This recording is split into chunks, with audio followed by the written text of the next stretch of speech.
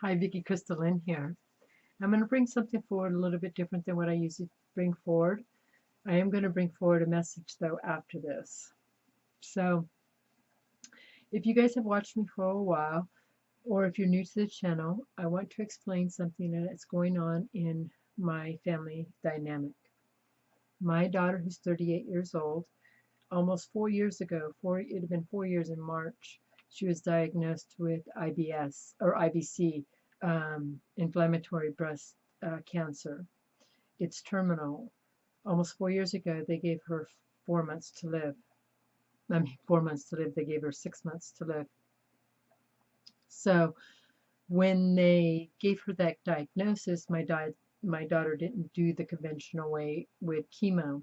She said that's poison and it didn't make sense to her. So that's one reason I want to bring this forward too, because so that people know that there's a different way. So my daughter is a researcher, so she went into all this research, and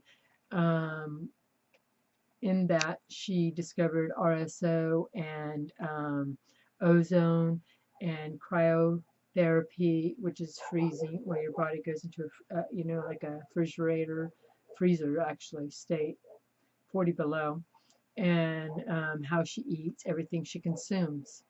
So it's held the cancer at bay. Actually, the cancer that was in her lymph nodes disappeared, but the tumor itself stayed. So over this last 4 years, what's happened is the tumor hasn't quit growing.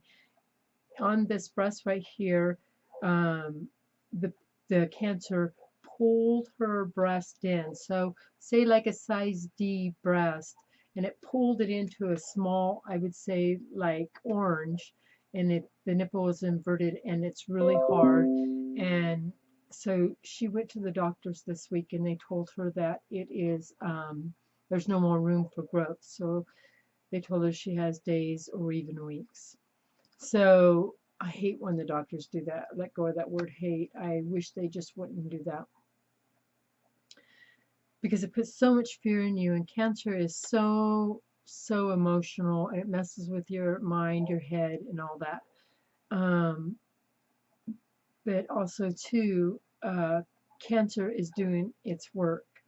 Whenever you hold your emotions in a place, when the emotion becomes too much, cancer comes in and starts eating that, because we hold this stuff in our body, and then our body becomes diseased, and then sickness starts growing. So over this, my daughter has cured her life. She has extended her life. Well, right now, we need help more than ever. We have to put her into a coma-like state with the RSO, where she's completely monitored. And she has a lot of fears about this because she's afraid of missing days with her kids. She has an 18-year-old, 16-year-old, and a 6-year-old. She's afraid of missing their days if these are the last days she has, but this is the only choice she has. So I'm coming up with plans, and my daughters are coming up with plans to help her with this.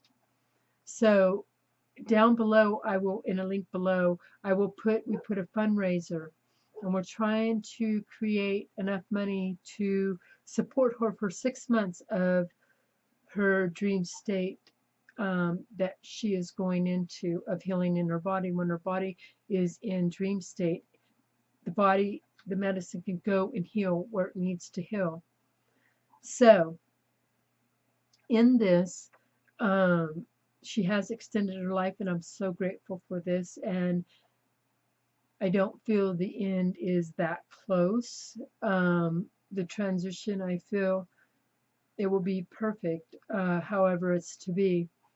As a mother, I am going through all levels of this, and it sucks you dry to watch your daughter facing death, which I don't believe in death at all. We're just transcending into another version of ourselves.